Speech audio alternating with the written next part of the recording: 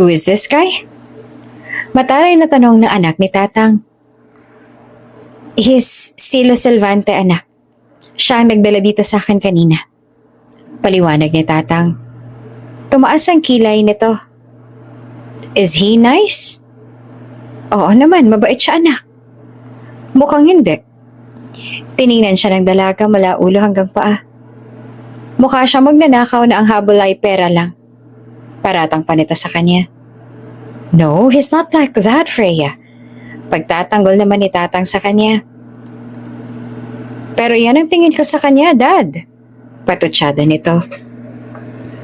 Mabait siyang tao. Kanina, ayaw na ng engineer na dalhin ako sa ospital kahit pa alam niyang nangihina na ako. But Silo, he insisted na isugod ako sa ospital. Dahil doon ay nawalan siya ng trabaho. Ako ang may kasalanan kaya nawalan siya ng trabaho. Really? Nakataas pa rin ang isang kilay ng anak ni Tatang. O baka naman kakampi niya rin ang walang kwenta niyong engineer para makahutot sila ng pera mula sa atin. Pasaring nasabi pa nito.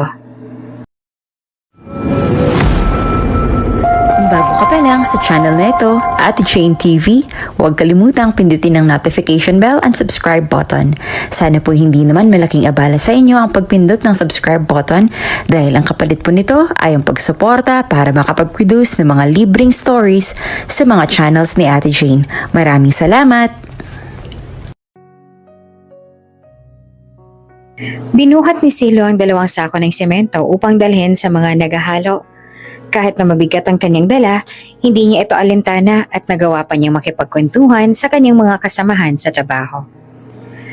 Ayos lang po ba kayo, Tang? Nag-aalala na tanong ni Silo kay Tatang Prudencio na halatang nahihirapan naman sa pagkahalo ng mga semento. Sa ilalim ng tirik na araw, napansin ni Silo ang pawis na umaagos sa noo at pisngi ni Tang Prudencio. Ang mga mata nito ay may pagod at ang mga kamay ay nanginginig mula sa labis na pagod. Kamusta po ang pakiramdam ninyo? Dagdag pa ni Silo. Napansin kanina ni Silo ang matanda habang siya ay nagbubuhat ng semento.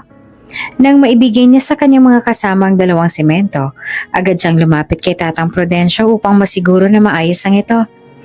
Ang itsura ni Silo ay puno ng pag-aalala habang nakamasid sa pagod na nakadapo sa mukha ng matanda. Ayos lang ako, iho. Tugon naman ng matanda. Ngunit ang boses ay tila pagod at hinihingal. Kapansin-pansin ang malalaki at sunod-sunod na butil ng pawis na umaagos mula sa noo ng matanda. Ang mga kamay nito ay may mga paltos na dulot ng matagal ng pagtatrabaho. Kaya't iniwan niya ito saglit upang humingi ng tubig mula sa isang kasama. Pahingi naman ako ng tubig. Bigay ko lang kay Tang Prudencio. Sabi niya sa kaibigan. Inabot nito sa kanya ang isang bottled water. Oh, eto. Salamat. Tiningnan din ng katrabaho nila ang matandang si Prudencio at nagtaka. Anong nangyari kay Tatang? Nakita ng katrabaho ang labis sa pagod at hirap na nakikita na sa mukha ni Prudencio. Hindi ko alam eh. Pawis na pawis siya at nangihina. Dahil siguro sa init ng panahon ngayon? Sagot ni Silo na nag-aalala pa rin. Nako, baka hindi niya na kinakaya ang sobrang init. Matanda na rin kasi at kanina pa yan dyan sa ilalim ng araw. Paano ayaw na engineer na pasilungin siya? Nalitraw kasi yan kaya yan ang parusan niya. Ani naman ni Tomas sabay iling. Kawawa naman siya. Sambit ni Silo. Ibibigay ko muna tong tubig. Muli siyang lumapit sa matanda at inabot niya dito ang dalang tubig na nakabukas na ang takip. Tang, inom po muna kayo ng tubig. Tumigil si Prudencio sa ginagawa at tinanggap ang tubig. Salamat, iho. Halata sa matanda na uhaw na ito dahil mabilis lamang nitong naubos ang tubig na ibinigay niya. Kung kailangan niyo po ng tulong, sabihin niyo lang po sa akin. Gusto niya sana na tulungan na ito sa ginagawa subalit may trabaho rin siya. At kapag nakita sila ng engineer, tiyak niyang mapapagalitan na naman sila. Itinuloy na lang ni Silo ang pagbuhat sa mga semento at lumipas ang 1 oras Naroon pa rin sa ilalim ng tirik na araw si Tang Prudencio at kapansin-pansin na tila mas lalo lang itong nanghihina at hinihingal na rin. Lumapit muli si Silo sa matanda. "Tang, ayos na ho ba kayo?" tanong niya. Ngunit hindi na nakasagot ang matanda. Nanlaki ng kanyang mga mata nang mahilo ito at muntik ng matumba. Mabuti na lamang at nahawakan niya ito sa balikat. "Tatang, ano nangyari sa inyo?" Alalang-alala ang tono ng boses ni Silo. Nang mahanap muli ni Tang Prudencio ang balense, ay tumayo ito ng tuwid at sinabi sa kanya na ayos lang ito, subalit hindi naman naniwala na si Silo. "Ang mabuti pa po ay sumilong na muna kayo, masyadong mainit ang panahon ngayon." Sumang-ayon naman ang matanda. Nakaalalay siya dito na naglakad sila patungo sa isang bench na may lilim. "Maupo po muna kayo, tatawagin ko lang ang nurse sa office niya." Nangangamba man na iniwan niyo muna saglit ang matanda para tawagin ang nurse at matingnan na ang kalagayan ni Tatang Prudencio. May nurse kasing naka-assign sa site nila para maiwasan na may masaktan o kaya naman ay mapahamak ng mga trabahador nila. "Oh, anong nangyari, Silo? Bakit parang madaling-madali ka?" Nagtatakang salubong sa kanya ng isang katrabaho niya. Nangihina si Tatang Prudencio. "Tatawagin ko lang ang nurse." "Nako, wala ang nurse riyan. Nakita ako kanina. Sinundo ng boyfriend niya." "Ano? Paano ba to? Dalhin mo na lang kaya siya sa ospital. May malapit na ospital dito. Baka mapano pa yung matanda pa naman yan." Bumalik agad siya kung saan si Tatang Prudencio. Ngunit nakita siya ng engineer nila. "Silio, saan ka na naman pupunta? Oras ng trabaho, bakit wala kang ginagawa?"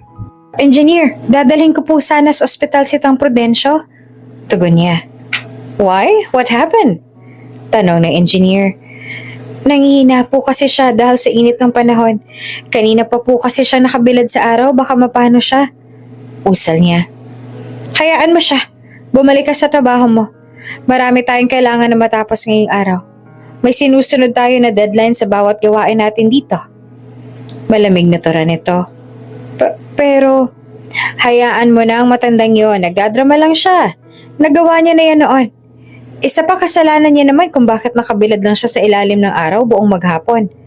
Late na nga siyang dumating kanina. Ani pa ng engineer. Pero baka mapano po siya, engineer? Wala pong nurse sa site ngayon eh. Kung sakali man na may mangyari sa kanya, ay responsibilidad mo pa rin siya. Hindi ka po ba nag-aalala para sa kanya? Nag-aalalang sambit ni Silo. "No? Kaya bumalik ka na sa trabaho mo?" Asik nito. Yumuko si Silo. "Pasensya na po, engineer. Mataas po ang respeto ko sa inyo dahil boss ka namin. Pero kailangan po ni Tatang ang tulong ko." "Sige, umalis ka. Dalhin mo siya sa ospital. Basta tandaan mo, wala ka nang babalik ang trabaho dito. You choose that over the deadline, then go." Anas nito.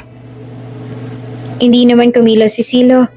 Tiningnan niya pa muna si Mang Prudencio na naririnig din ang sinabi ng engineer at para bang gusto nitong pigilan siya sa pasya niya na tulungan ito. Mahalaga para kay Silo ang trabaho niya, ngunit batid niyang mas mahalaga ang buhay ng isang tao. "Ano? Bakit hindi ka pa umaalis? Marami pa mga naghahanap ng trabaho. At naaawa lang naman kami sa'yo kaya ka natanggap dito. Hindi ka wala ng pag-alis mo sa trabaho." Pag-uyam ng engineer. Yumukod muli si Silo at sa mas kalmado na rinig, sumagot siya. "Pasensya na po talaga, engineer. Mas mahalaga po para sa akin ang buhay at kaligtasan ng isang tao." Matapos niyang ipahayag ang mga katagang yon, tinalikuran na ni Silo ang engineer at lumapit ulit siya kay Tang Prudencio na halatang nag-aalala sa naging desisyon niya. "Tang, tulungan na kitang tumayo. Dadalhin kita sa malapit na ospital. Baka ma-heat stroke ka." Inalalayan ni Silo na makatayo si Tang Prudencio. Akay-akay na umalis sila sa construction site. Mahalaga ang bawat oras at trabaho nila para sa kanila dahil may mga pamilya silang pinapakain. Kaya't nagmasid na lamang sila habang umalis si Silo at si Tatang Prudencio. Nag-aalala ngunit walang magawa. Mabuti na lamang at may malapit na ospital, kaya't isinugod agad ni Silo si Tang Prudencio. Dinala siya sa emergency room kung saan agad na nabigyan ng paunang lunas ang nararamdaman. Sa kabutihang palad, may mga mababait na pasahero sa jeep na kanilang sinakyan. Sila ang nagbayad ng pamasahe dahil wala silang dalang pera. Nang sabihin sa kanya ng doktor na maayos na ang kondisyon ni Tatang Prudencio, pakiramdam ni Silo ay saka lamang siya nakahinga ng maluwag. Isang pakiramdam ang ginhawa na bumalot sa kanya. At sa kabila ng mga nangyari, nagpasalamat siya sa Diyos na hindi naman malala ang kalagayan ni Tatang Prudencio. Hindi mo na dapat ako dinala dito, iho. Wala tayong perang pambayad para makalabas at nawalan ka pa tuloy ng trabaho ng dahil sa akin. Mahinang wika ni Tang Prudencio. Ayos lang po yun. Ang mahalaga po ay hindi po kayo napahamak. Mas malala po kung na-heat stroke kayo. Mabuti na nga po't naagapan natin. Maghahanap lang po ako ng paraan para makabayad tayo ng hospital bill. May ipon naman po ako kahit kaunti. Kaagad na pinigilan siya ni Tatang. Ay hindi na, iho. Huwag mong galawin ang ipon mo. Para sa'yo yon. At hindi mo naman ako kaano-ano. Pero po, pinutol nito ang sasabihin niya. May ibibigay na lamang akong numero sa'yo. Pwede mo ba yung tawagan at sabihin mo sa kanya na nasa ospital ako? Opo, sige po. Dala ko naman po ang cellphone ko. Ibinigay niya ang cellphone niya kay Tatang Prudencio para ma-type nito ang number ng pinapatawagan. Pakitawagan siya, ha? Sabihin mo lang sa kanya ang buo kong pangalan at kung nasan ako ngayon. At katulad nga ng sinabi ni Tatang Prudencio, tinawagan niya ang numero na ibinigay nito sa kanya. Ngunit dahil old model na ang cellphone niya, mahirap iyong sumagap ng signal at kailangan niya pang lumabas ng silid. Mabuti na lang din at nakontak rin niya kaagad ang numero na ibinigay ni Tatang Prudencio. Hello? Bati ni Silo. Hello, who's this? Himig yun ng isang babae mula sa kabilang linya. Ako po si Silo Salvante. Katrabaho po ako ni Prudencio Galvan. What? Is this a scam? Putol ng babae sa sinasabi niya. Ay hindi po. Siya po nagbigay sa akin ng numero mo. Sabi niya po ay tawagan ko daw po kayo. Nasa ospital po kasi si Tata ngayon. Muntik po kasi siyang mawala ng malay kanina sa construction site dahil po sa labis ng init ng panahon kanina. Wala po kaming pambayad ngayon sa ospital kaya pinatawagan kanya sa akin. Kung hindi po kayo naniniwala, gusto niyo po ba siyang makausap? Medyo choppy lang po kasi wala pong signal sa loob kaya nasa labas po ako. Paliwanag ni Silo. Saang hospital mo siya dinala? Dito lang po ako sa Skyline Hospital. Sa Taguig po, malapit po sa McDonald's. Hintayin niyo ako riyan. I'll be there. Sige po, ma'am. Matapos ang tawag, binalik niya na sa kanyang bulsa ang cellphone at nagtungo na sa silid kung nasaan si Tatang. Tang, ang sabi po nung nakausap ko, pupunta daw siya dito. Hintayin na lang daw po natin siya. Wala na pong masakit sa inyo, no? Usisa niya. Wala naman na. Maayos na rin ang pakiramdam ko. Mabuti naman po kung ganun. Naupo si Silo sa upuan habang naghihintay sa pagdating ng sundo ni Tatang. Ang matanda naman ay pinagmamasa ng may pag-aalala sa muka. Ano na palang mangyayari sa'yo ngayon? Nang dahil sa akin ay nawalan ka ng trabaho. Ayos lang po yun, Tang. Hanap na lang po ako ng ibang trabaho. Marami pa naman po sigurong job opening ngayon. Tansya niya. Pasensya ka na, ha? Nang dahil tuloy sa nangyari, nawalan ka pa ng trabaho. Alam kong mahalaga sa'yo ang trabaho na yon.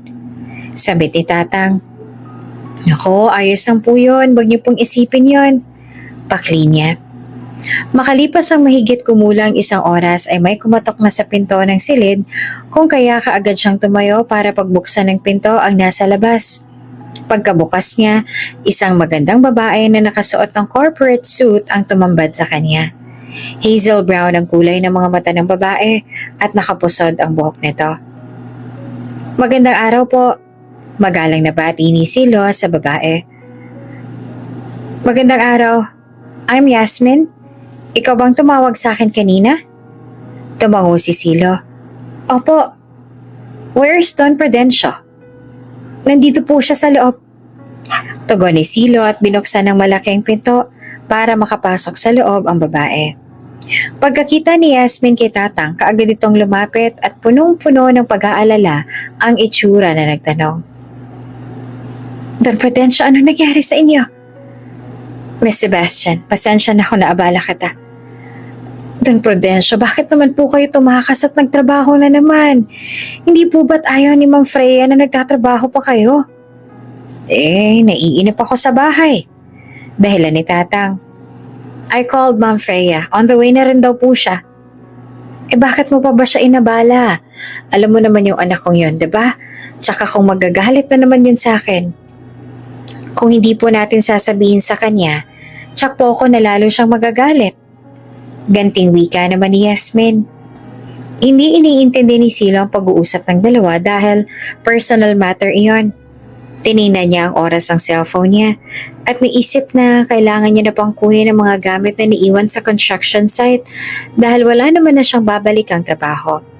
Mabuti na lamang at may kasama na si Tatang Prudencio kaya pwede niya na itong iwan. Tatang? Agaw pansin niya sa atensyon ni Tatang Prudencio na kaagad namang bumaling sa kanya. Ngayon po na may kasama na po kayo, siguro po maaari na po kayong iwan. Kukunin ko po kasi sa site yung mga gamit ko. Tumango naman na matanda.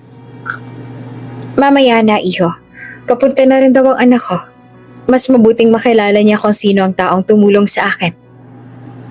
Nagsalita rin si Miss Yasmin. Maupo ka muna, sir. Pagdating ni Ma'am Freya ay saka ako babayaran ng bills. I'm pretty sure she will give you a reward too. Hindi na po kailangan ng reward, ma'am. Ayos lang po sa akin. Saad niya sabay kamot sa kanyang ulo. Subalit nagmatigas naman ang babae.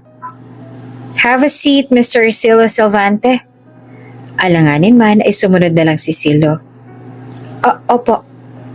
Hindi na rin naman nagtagal ang kanilang paghihintay dahil maya-maya lamang ay nag-ring na ang cellphone ni Miss Yasmin at tsak siyang ang anak ni Tatang ang kausap nito. Susunduin ko lang po si Ma'am Freya. Nasa lobby na raw po siya. Abiso ni Miss Yasmin kay Tatang Prudencio. Tumango naman si Tatang. Sige. Iho, handa mo ng tenga mo ha? Medyo maingay kasi yung anak kong yan. Baka masira ang eardrum mo. Paalala sa kanya ni Tatang Prudencio. Sige po. Tugon na lang niya. Makalipas lamang ang ilang saglit, bumukas bigla ang pinto at pumasok doon ang isang napakagandang babae na tulad ni Miss Yasmin ay nakasuot din ng pang-corporate. Lubos itim lang ang suot nito. Dad! Lumapit kaagad ang bagong dating na babae kay Tatang Prudencio. At bakit sinuway mo na naman ang sinabi ko sa'yo? Diba sabi ko naman na manatili ka na lamang sa mansyon? Bakit ba nagtatrabaho ka na naman? Tingnan mo tuloy ang nangyari sa'yo. Napahama ka dahil sa katigasan ng ulo mo.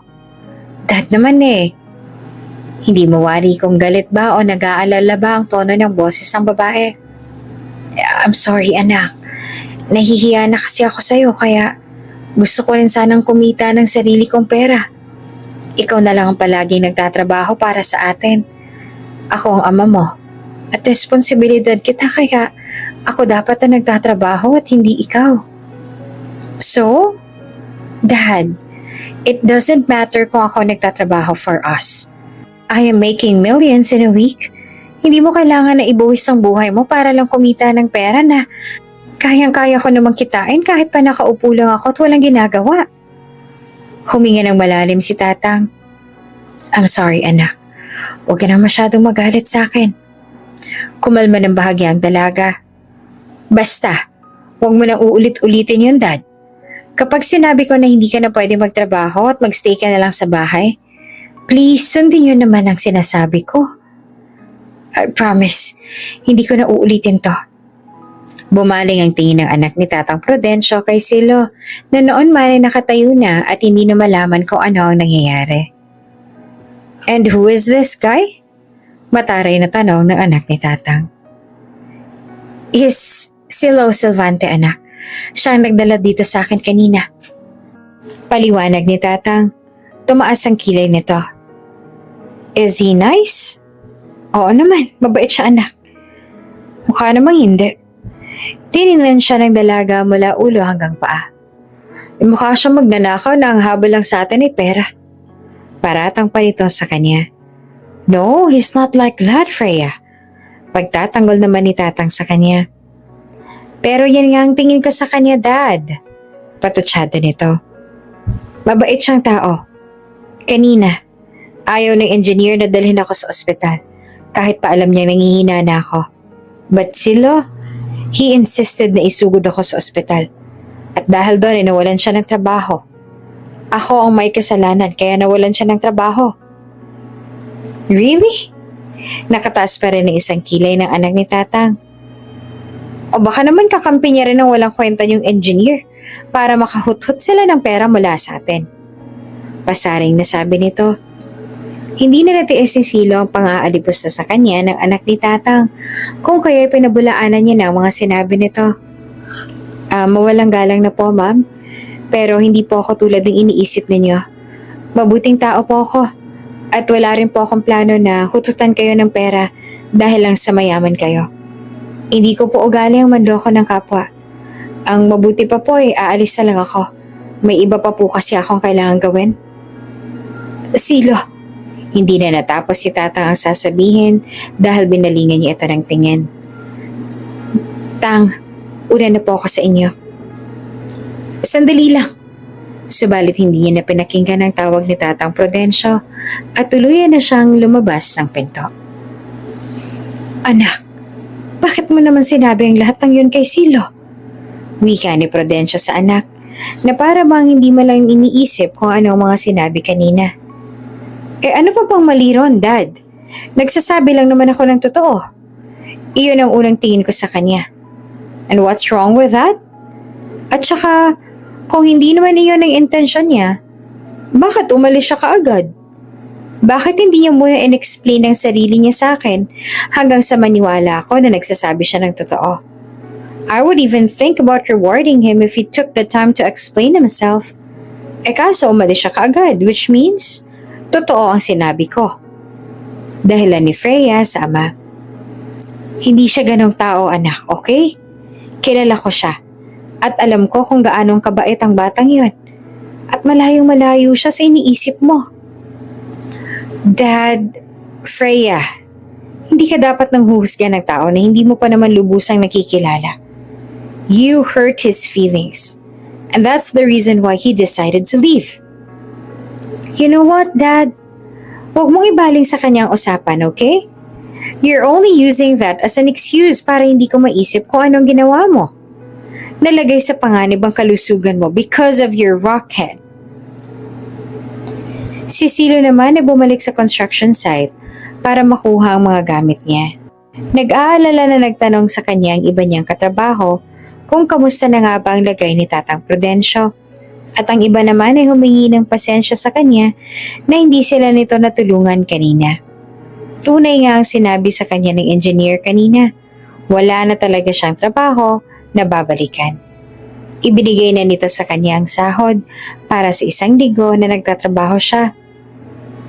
Kaya bagsak ang balikat na umuwi si Silo. Hindi naman sa nagsisisi siya dahil sa tinulungan niya si Tatang Prudencio. Napaisip lamang siya na may mga tao pala talaga na matigas ang puso, tulad na lamang ng engineer nila.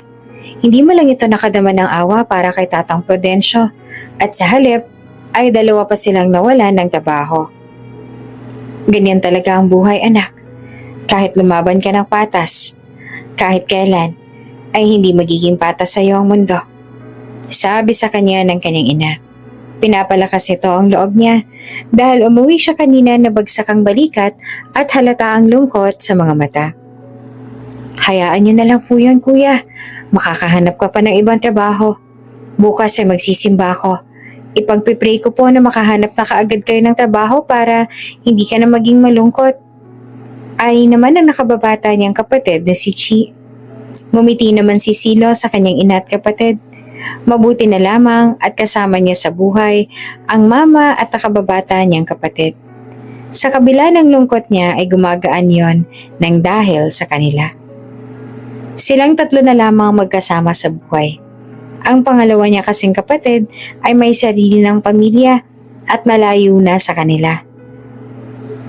Bihira na lang kumakabisita sa kanila. Ang ama naman ay matagal nang namayapa.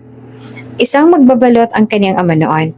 Pero habang nasa trabaho at nagtitinda sa tabi ng daan, bigla na lamang itong inatake sa sakit sa puso. At ayon sa ilang saksi, wala raw ni isa sa mga nakakita ang nagtangkang lumapit sa kanyang ama para tulungan at dalhin siya sa ospital. Hanggang sa binawian na lamang ito ng buhay ay hinayaan lang ng mga nakakita. Kaya nga iyon ang dahilan kung bakit gusto ni Silo na nakakatulong siya sa ibang tao. Ayaw niya kasing maranasan din ng iba kung anong naranasan ng kanyang ama. Iyon na nagtulak sa kanya. Kaya pinili niya na isakripisyo ang trabaho niyang bumubuhay sa pamilya para lamang makatulong sa kapwa. Isa lang kasi ang buhay ng tao sa mundo. Kung sakali na hinayaan niya lamang kanina si Tatang, ay baka hindi na nito magawa kung ano man ang nais itong gawin dahil baka kung ano ang masamang nangyari dito. Isa lang ang buhay, libo-libo ang trabaho sa mundo. Ibig sabihin ay marami pa siyang mahanap na ibang katrabaho. Kuya, ipinagdasal kita. Hiniling ko na sana'y makahanap ka agad ng trabaho at bigyan ka palalo ng lakas ng loob at patibayan ng katawan para hindi mo na maisipan na sumuko. Sad ng kapatid niya matapos nila makalabas ng simbahan. Kasama rin nila ang kanilang mga napangiti sa sinabi ng bunsong anak. Bakit parang ang sweet mo? May bala ka na naman bang ipabili sa akin kapag may nahanap na akong bagong trabaho? Nagdududa na niya. Siyempre kuya. Pakli naman ay Chichi na gumisip pa sa kanya. Sinasabi ko na nga napailing na lang na niya. Matapos silang magsimba, dinala niya ang kanyang ina at kapatid sa isang lumihan para kumain. Nakasanayan na kasi talaga nila na pagkatapos magsimba ay kumakain sila sa labas. Madalas ay lomi ang kinakain nila. Bata pa lamang si Silo, ito na ang kanilang gawain. Ganito kasi ang gusto ng kanilang ama. Para raw sa pag-uwi nila ay hindi na nagmamadali ang mama nila na magluto para sa kanila. Matapos silang kumain, pinauna niya ang dalawa na umuwi dahil ang sabi niya ay hahanap siya ng trabaho para naman hindi masayang ang oras at malakas ang tiwala niya na makakahanap siya ng bagong trabaho ngayon dahil sa may gabay siya mula sa Diyos. Ma'am, tingnan niyo po ito. Wika ni Yasmin sabay pinakita kay Freya Galvan ang napanood sa iPad. What's that? Kunot noon naman na usisa ni Freya. Pinanood niya ang video at nabigla. Hindi ba't ito ang kasama ni Dad sa hospital noon? Opo, siya nga po iyan. At ang iyong ama. Ang sabi riyan ay may isang netizen daw ang naantig ang puso nang makasabay sila sa jeep ni Silo na akay-akay ang isang matandang lalaki na nangingina dahil sa init para dalhin sa ospital. Ayon sa kanya, madaling-madali raw ang lalaki at natataranta na. Kaya ang ilan pa sa mga pasahero ay tinulungan na sila para masugod sa ospital ang matanda bago pa raw ito tuluyan na mahimatay. Pareho raw na construction worker ang dalawa at mukhang galing pa sa trabaho. Wala na rin daw pera ang lalaki o kahit ang matandang lalaki kaya hindi sila nakapagbayad sa jeep na sinakyan nila. Kaya yung nag-video na lang sa kanilang sumagot sa kanilang pamasahe. Hindi kaagad nagsalita si Freya at nakatingin lang siya sa screen ng iPad. Makikita sa mukha ni Silo ang labis na pag-aalala para sa kanyang ama na hinang-hina. Naawa siya sa kalagayan ng kanyang ama sa video at natig din siya sa naging kabutihan ni Silo sa isang tao na hindi naman ito kaano-ano. So, mabait pala talaga ang lalaki na yan? Pabulong na sambit niya. Yes, kaya naman pala lagi siyang pinagtatanggol ni Don Prudencio. Biglang nakadama si Freya ng pagkapahiya sa sarili dahil sa lahat ng mga sinabi niya noon sa lalaki doon sa ospital. Nadala lamang siya ng emosyon niya ng mga sandaling iyon. Alalang-alala siya sa kanyang ama at sa katunayan ay iniwan niya lang ang kamiting niya ng araw na iyon para papuntahan agad ang kanyang ama. Pwede mo bang alamin ang lahat ng impormasyon tungkol sa lalaking yan? Yes, ma'am. Kaagad na sagot naman ni Yasmin. Kailan mo po ba kailangan, ma'am? Tomorrow. Sure. Bukas na bukas ay ibibigay ko sa iyo ang lahat ng mga impormasyon tungkol kay Silo. Sabay ngiti nito. Thanks. Malalim ang iniisip ni Freya at pansin niya ni Yasmin. Si Freya ang tipo ng tao na hindi madaling makuha ang loob. Kaya nga napakadali na lamang para sa kanya ang manghusga ng ibang tao. Ngunit aaminin niya na sa pagkakataong ito, nagkamali siya sa kanyang ginawang panghuhusga kay Silo. At nasaktan niya ang isang taong nagmagandang loob lang naman sa kanyang ama. Pati ang damdamin ng kanyang ama ay nasaktan niya rin dahil hindi niya ito pinaniwalaan noong sinabi nito sa kanya ng paulit-ulit na mabuting tao si Silo. Sa sobrang lalim ng iniisip niya ay hindi niya na narinig ang sunod-sunod na pagkatok sa pintuan ng opisina niya at namalayan niya na lamang na may tao sa labas nang binuksan ni Yasmin ang pinto at pumasok sa loob ang boyfriend niyang si Damon. Hi babe! Nakangiting bati nito sa kanya. Damon! Sambit niya sa pangalan nito. Lumapit ito sa lamesa niya at naupo sa silya na nakalaan para sa mga bisita. Are you busy? Walang pagdalawang isip na tumango siya. Yes. Nagbuntong hininga naman ng malalim si Damon. You're always busy. Gusto ko sana na lumabas tayo ngayon.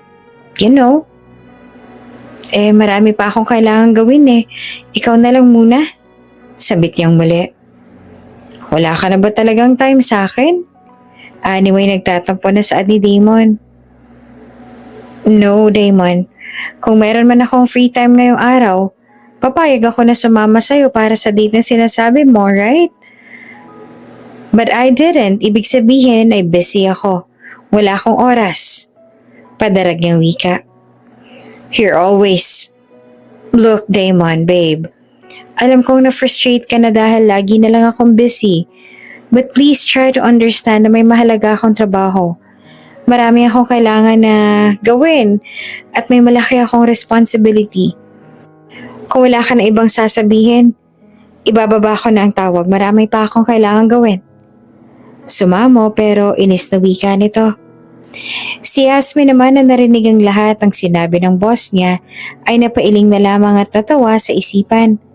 Wala talagang pinapalampas ang kasungitan ng lady boss niya. Kahit na sariling nobyo ay hindi pinapalampas. Halata ang iritasyon sa mukha ni Damon na tumango. Animoy sumusuko. Hindi nagtagal ay umalis na rin ito dahil ayaw na mas lalo pang galitin ng nobya. Kinabukasan, katulad ng utos ni Freya, dala-dala na ni Yasmin ang papeles na naglalaman ng mga impormasyon ukol sa lalaking tumulong sa ama nitong si Don Prudencio. Good morning po, Ma'am Freya. Magalang na pagbati ni Yasmin na laging maaga ng dating at masungit na agad ang itsura kahit pa hindi pa gaanong kataas ang sikat ng araw. Good morning, Yasmin. Lumapit si Yasmin sa mesa ng boss at inilahad ang dalang papeles. Dala ko na po ang lahat ng mga hinihingi ninyong impormasyon tungkol kay Silo Salvante. Kinuha ni Freya ang file. Hindi siya nakapag-aral ng college? Hindi po. Bata pa lang po kasi siya nung namatay ang kanyang ama. Silang tatlo lang ng mama at kapatid niya. Kaso may sakit din sa puso ang kanyang ina kaya mas pinili niyang magtrabaho para sa kanilang tatlo kaysa ang mag-aral. Napatango si Freya, binasa ang naroon. He used to be a rider? Bakit hindi siya nagtagal sa trabaho? Kinainggitan ng mga kasama kaya siniraan. Hindi na nakabalik sa pagiging rider niya. Nag-angat naman ng tingin si Freya kay Yasmin. What about his mother? Nasa bahay na lang po ang mama niya ngayon. Hindi na rin kasi makapagtrabaho dahil sa sakit sa puso. Kasama nilang nakakabata niyang kapatid. Grade 9 na ang kapatid niya at siyang nagpapaaral dito. Ang isa naman niyang kapatid ay may sariling pamilya at malayo na rin sa kanila. Nakahanap na ba siya ng bagong trabaho? Hindi ba't ang sabi ni Dad ay inalis na raw siya sa construction site kung saan siya nagtatrabaho? Usisa niya. Naghahanap pa rin po siya ng trabaho hanggang ngayon.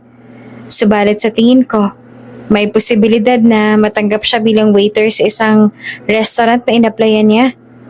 Ayon sa mga tauhan kong nagtanong tungkol kay Silo, hinihintay na lang daw niya ang tawag mula sa restaurant.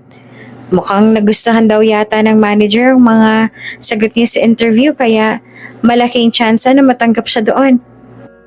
You have his contact number, am I correct? Hinuha niya. Opo, hindi pa naman ako nagbubura ng call history. Kaya nasa akin pa rin po ang numero niya. Kung ganoon ay tawagan mo siya. Tell him na pumunta sa GCG Enterprises. Bibigyan mo po ba siya ng trabaho? Usisa ni Yasmin. I might.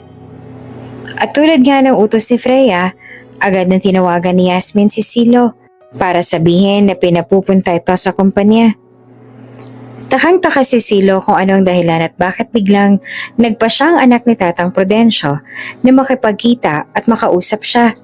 Mabuti na lang at wala siyang mahalagang gagawin kinabukasan kaya't nakapunta siya agad sa GCG Enterprises. Pagdating niya roon, ang mga security guard ang unang sumulubong sa kanya. Pero dahil inaasahan niya na ang mga ito ang pagdating niya, agad nilang tinawagan si Miss Yasmin upang ipaalam na nandito na siya. Si Miss Yasmin na ang kasama niya papunta sa opisina ni Ma'am Freya na nasa mataas na palapag. Your name is Silo, right? Diretsang tanong sa kanya ni Miss Freya na ngayon ay nakaupo sa kanyang tapat. Opo, ma'am. Sagot niya. Ang dahilan kaya pinatawag kita dito ay dahil gusto kong bigyan ka ng reward dahil sa kabaitan mo sa aking ama. Nang dahil sa'yo ay wala nang iba pang nangyari sa kanya. Panimula ni Miss Freya. Hindi niyo po ako kailangan na bigyan ng reward, ma'am. Wala po akong hinihingi na kahit anong kapalit sa pagtulong ko sa inyong ama. Aniya, diretso ang tingin sa dalagang may masungit na mga mata.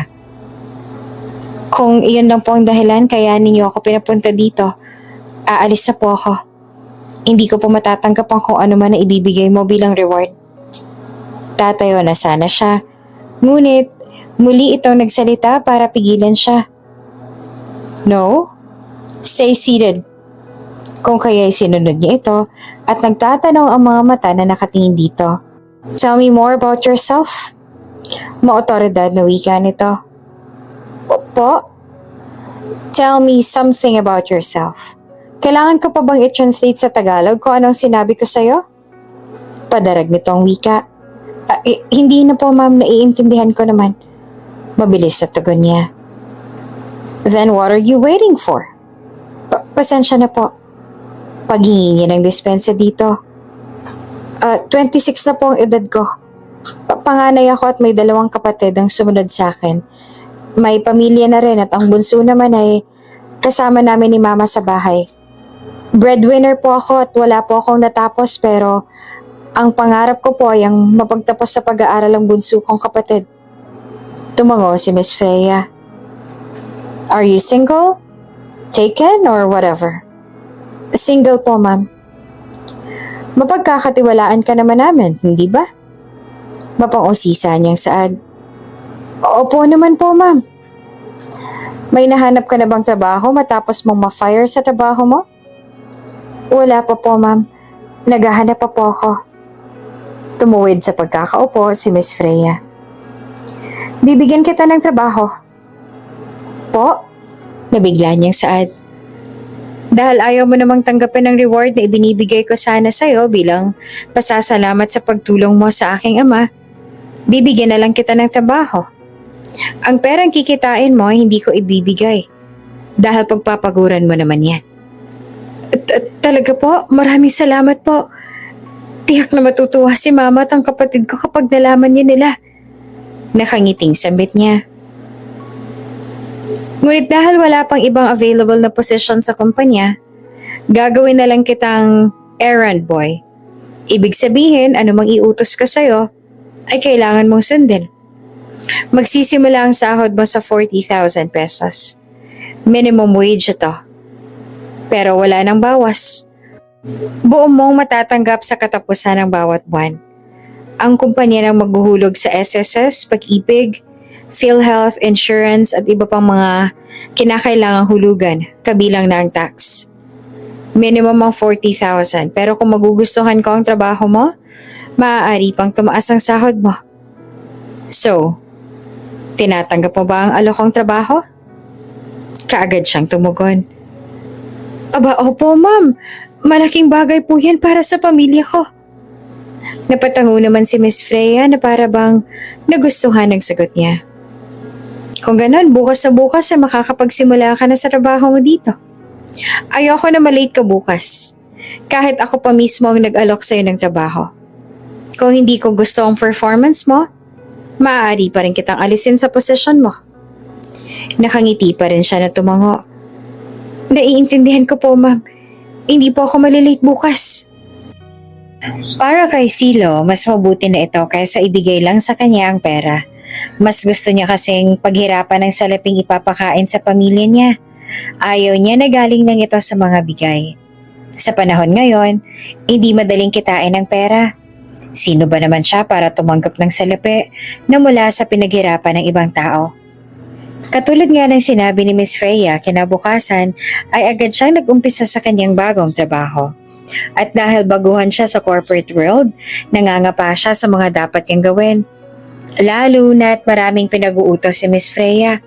Mabuti na lamang at mabait si Miss Yasmin na tumutulong at nagtuturo sa kanya ng mga dapat niyang gawin. Silo, dalhin mo ang mga papeles na to sa opisina ni Mrs. Agdelipa. Sabihin mo sa kanya na kailangan ng perma niya riyan. Pagkatapos ay mag-print ka rin ng 6 na kopya nito. Ang 4 na kopya ibigay mo sa opisina ng sekretary ko.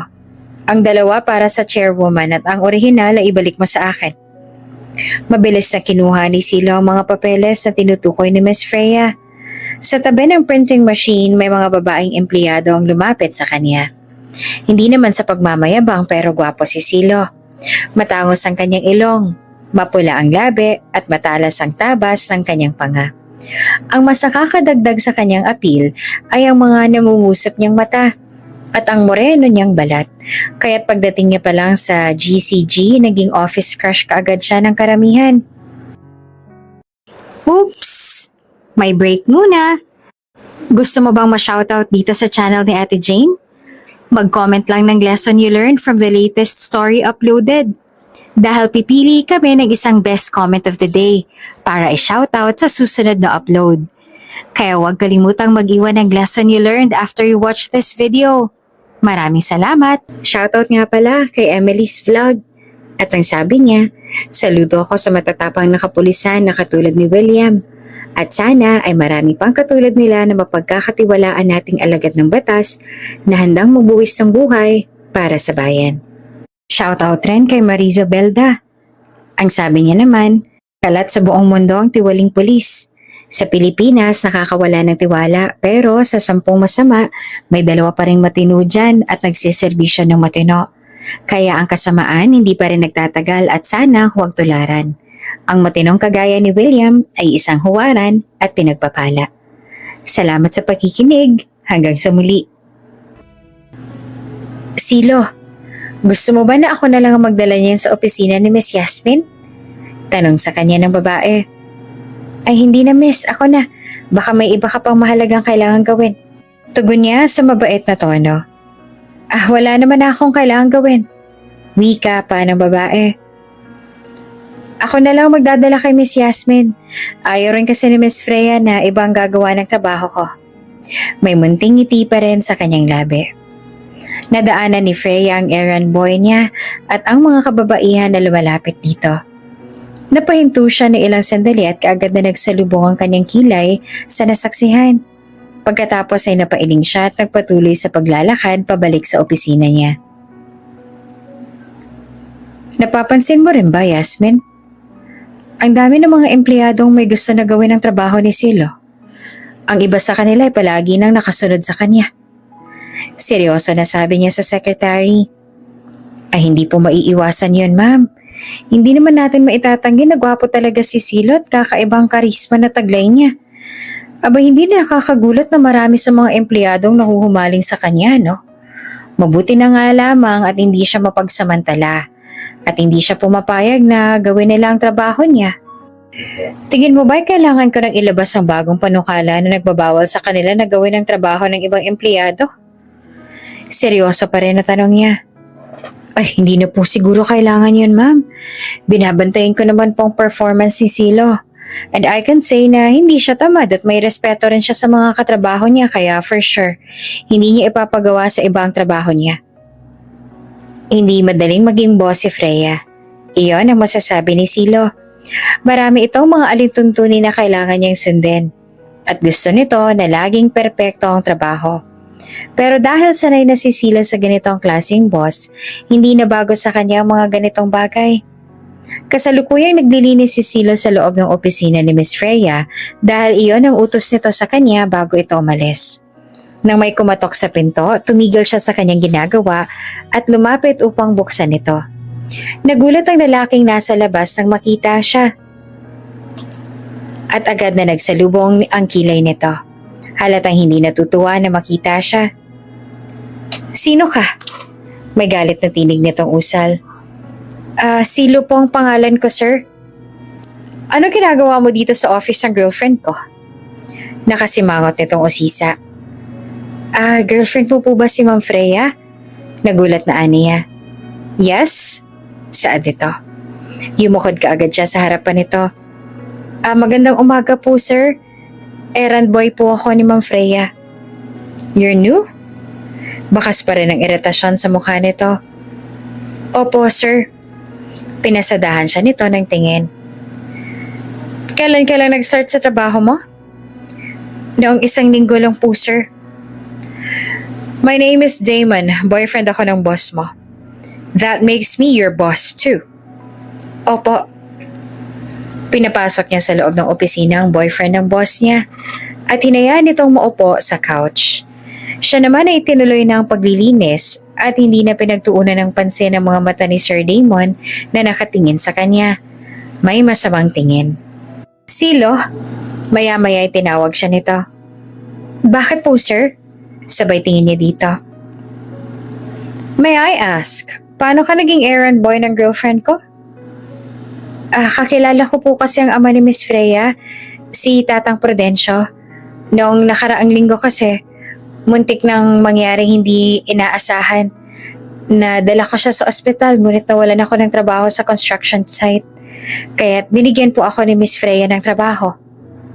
Nagkunot naman ito ng noo. Kung ganon, siya palang nag-assign sa'yo sa trabaho na ganito. Makahulugan na ani nito. Opo, sir. Hindi malaman ni Silo kung ano ang kasalanan na nagawa niya dahil nananatiling masama ang tingin sa kanya ni Sir Damon. Mabuti na lang at dumating na si Miss Freya. Hey babe! Magiliw na bati ni Sir Damon sa kasintahan at humalik pa ito sa labi ni Miss Freya. Iwas na lang si Silo sa pagtingin upang hindi makita ang mga ganap. Ma'am, lalabas na po muna ako. Paalam niya nang matapos na sa paglilinis. Sure. Maikling sagot naman ni Miss Freya at lumapit na sa lamesa nito. Palabas na siya ng pinto ngunit natigilan nang tawagin siya ni Sir Damon. Nilingon niya ito. Bakit, sir? Do you have work? Wala po. Kuha mo muna ako ng kape. Tumango ka agad siya. Opo. Damon, he's my errand boy, not yours. Hindi mo dapat siya inuutos-utusan. May bahid ng ines ang himig ni Freya nang tuluyan ang lumabas si Silo sa opisina. Why not? It's just the same. It's not the same. Idiniin niya. Hindi mo alipin si Silo. Nagkunot noon naman si Damon sa kanya. Bakit na pinagtatanggol mo ang lalaking yun? Empleyado mo lang siya. I am your boyfriend, Freya. Katwiran nito. Mariin na pumikit si Freya para pakalmahin ang sarili. He's my employee, Damon. Alam mo ayokong ginaganyan ng mga empleyado ko. Sa kabilang banda, si Silo naman na nagmamadali para makabili siya ng kape para kay Sir Damon. Nang makasalubong niya si Miss Yasmin. Saan ka pupunta, Silo? Nagtataka na tanong nito sa kanya. Bibili po ako ng kape, ma'am. Tugon ni Silo. Nakakunot naman ang noo ni Miss Yasmin. Para kanino? Hindi ba't ayaw ni Miss Freya sa kape dahil may acid reflux siya? Para po kay Sir Damon. Sambit naman ni Silo. Nagtagpo naman ang mga kilay ni Miss Yasmin. He's here? Opo, ma'am. Halos kararating lang po niya. Inutusan ka ba niya na ikuha siya ng kape? Opo. Okay, sige. Pumunta ka na. Tumango si Silo at nagpatuloy sa paglakad. Mas marami pang utos sa kanya si Sir Damon kesa kay Miss Freya. Pero hindi naman siya nagreklamo dahil boss din naman niya si Sir Damon. Noong nagpa siya si Miss Freya na makipag-lunch kasama si Sir Damon sa mansyon para makasama at makausap muli ni Damon si Tang Prudencio, isinama siya ng mga ito para may mautusan. Natutuwa si Tatang Prudencio na makita siyang muli. Ngunit kitang-kita rin sa mukha nito na hindi ito natutuwa kay Damon. Silo, ipagsalin mo nga ako ng tubig. Utos sa kanya ni Damon na agad namang sinunod niya. Dama ni Silo ang matalim na tingin ni Tatang Prudencio sa Pitchell at kay Damon. Hindi ba't may sarili mga kamay ka naman, Damon? Bakit pa kailangan mong iutos kay Silo ang isang bagay na kayang-kaya mo namang gawin? May galit na tinig na usal ni Tatang. Trabaho niya po yun, Don. Dahilan ni Damon. Hindi trabaho ni Silo ang pagsilbihan ka. Hindi pagiging serbidor mo, pinasok niya na trabaho. Dad! Awat ni Miss Freya sa ama. Ayos lang po yan, Tang. Tama naman po si Sir Damon na iyon po ang trabaho ko. Singit naman ni Silo. Hindi po trabaho ang gawin yon, Silo. Paggalit na rin na saad ni Tatang. Wala naman po problema sa akin yon, Tang. Dama naman ni Miss Freya ang matinding hindi pagkagusto ng ama kay Damon kaya't matapos silang mananghalian, pinauwi na kaagad ni Miss Freya ang nobyo. Pansin naman ni Silo na tila may pinagtatalunan pa ang dalawa bago umalis si Sir Damon mula sa mansyon. Hindi ko talaga gusto ang lalaking yan para sa anak ko. Ni hindi ko nga alam kung ano bang nakita ni Freya sa kanya. Sabi ni Tatang Prudencio sa kanya habang magkausap silang dalawa sa bakuran. Bakit po, Tang? Mukhang mabait naman po si Sir Damon Aniya. Iyan din ang laging sinasabi sa akin ni Freya. Pero alam ko, at alam din ng sekretary niyang si Yasmin, na hindi siya ganong kabuting tao. Naiiling na sambit ni Tatang. Hindi mo pa siya mahusgahan dahil hindi mo pa siya lubusang nakikilala. Kaya nga po, hindi ko po masang-ayunan ng sinasabi ninyo sa kanya at mas lalong hindi ko rin po masabi na hindi totoo ang lahat ng yan. Ani naman ni Silo. Narinig ni Freya ang usapan ni Silo at ng kanyang ama at aaminin niya na masaya siya na wala siyang kahit anong narinig na negatibong salita mula kay Silo. Dahil sa lahat ng pagkakataon ay sinisikap nito na maging patas. Nagkaroon ng pagtatalo si Freya at Damon noong araw na sinama niya ito sa kanilang mansyon para mag-lunch kasama ang kanyang ama. Nagsiselos kasi si Damon kay Silo dahil halata namang may nararamdaman daw siya para dito. Bagay na hindi naman totoo. Nagalit si Freya sa kawalan ng tiwala nito sa kanya. Ngunit napagtanto niya na siya rin ang may kasalanan kung bakit ito nag-aalala. Nawalan siya ng oras kay Damon na naging dahilan upang magduda ito sa kanyang pagmamahal. Kung kaya naman, nagpa siya si Freya na bisitahin ang kasintahan sa kondo nito para makahingi ng dispensa sa mga nasabi niya noong araw na yon. Hindi ko lubos akalain na ito pang madadatan ko, Damon. Nag-aalab ang kanyang tinig matapos makita ang nobyo na may kasamang ibang babae sa kondo nito. Babe, let me explain. Wala kang dapat ipaliwanag, Damon. Sapat na tong nakita ko. Ikaw bang may ganang magalit magselos sa akin dahil lang may errand boy ako? Pero sa ating dalawa, ikaw pala tong naglolo ko. Freya, I'm sorry, natukso lang ako. Nagsusumamong wika ni Damon. Hindi ba't yan rin ang dahilan mo sa akin noon, Damon? Pinatawad kita noong unang pagkakataon. Ngunit hindi ko naisip na gagawin mo ulit sa akin to. Bagaman nanatili ang pagiging kalmado niya, kitang-kita naman sa mga mata niya ang labis na galit. Tunay nga na ang mga cheater na kagaya mo ay wala ng pag-asa na magbago pa. Hindi na dapat ako nagtiwala ulit sa'yo. Kung alam ko lang na uulitin mo ulit to. Sinubukan pa na habulin ni Damon si Freya. Ngunit hindi niya na hinayaang bilugin ulit nito ang kanyang ulo.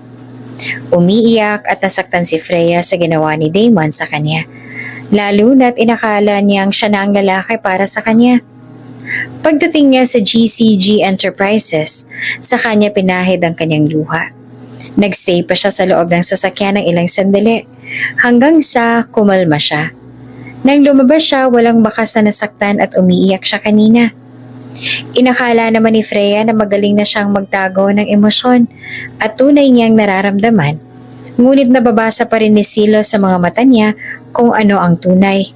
Nakikita pa rin ito ang lungkot at sakit na pilit niyang ikinukuble sa iba. Ma'am, may problema po ba kayo?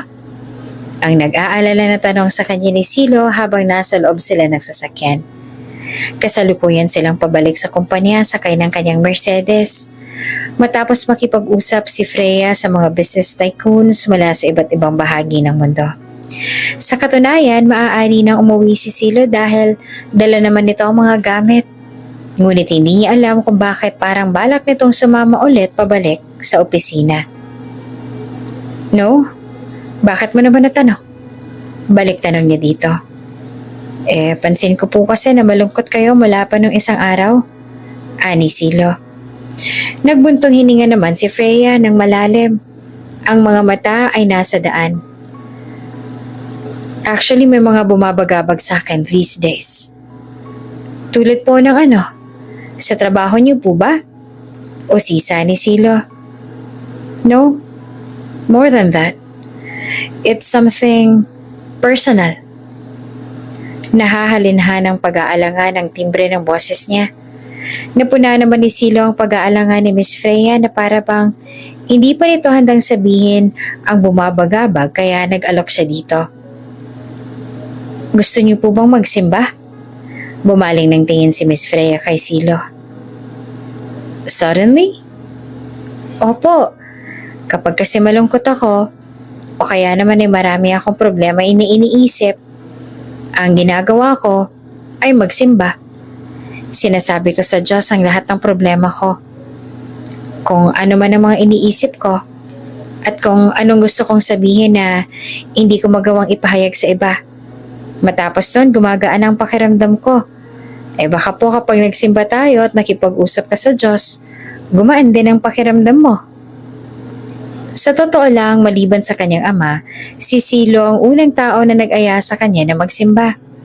Pumayag siya sa alok ni Silo. At pakiramdam ni Freya ay gumaan nga ang loob niya matapos niyang masabi sa Diyos ang lahat ng mga nararamdaman niya at ang mga nagpapabigat sa kalooban niya. Alam ko na nahihirapan po kayo mag-share ng nararamdaman niyo sa ibang tao, ma'am. Kaya kapag pakiramdam mo ay sobrang bigat na, para bang sasabog ng puso mo, sabihin mo lang sa Diyos ang lahat ng mga nararamdaman mo. Siya po ang kausapin ninyo dahil mas kilala niya kayo kesa sa ibang tao. Napatingin si Freya sa sinabi nito. You're really nice and kind, Silo. No wonder why na napalapit ka sa daddy ko at palagi ka pa niyang ipinagtatanggol. Nahihiya naman na napangiti si Silo at nagpasalamat sa kanya. Nasa loob pa rin sila ng simbahan ngayon. Silang dalawa lamang ang tao sa loob kaya sobrang tahimik ng paligid. Silo. Maya-maya pa ay tinawag niya si Silo. Bumaling ang tingin ng binata sa kanya. Bakit po, ma'am? I'm sorry. Nabigla naman si Silo sa kanyang sinabi. Natigilan ito at nahalinhan din ang pagtatakang itsura. Po? I'm sorry sa lahat ng mga nasabi ko sa'yo nung unang beses na nagkita tayo sa ospital. You know, kung ano-anong mga masasakit na salita ang sinabi ko sa'yo nun. At pinagbintangan pa kita. Lagpas isang buwan na nga mula nung mag-start magtrabaho si Silo sa kanya bilang errand boy. Ngunit ngayon lang niya binaba ang pride niya at humingi ng pasensya sa mga nasabi niya noon dito. Ngumiti naman sa kanya si Silo. Ayos lang po yun, ma'am. Nauunawaan ko naman po ang dahilan kaya nasabi mo yan noon. Huwag mo na pong alalahanin yan.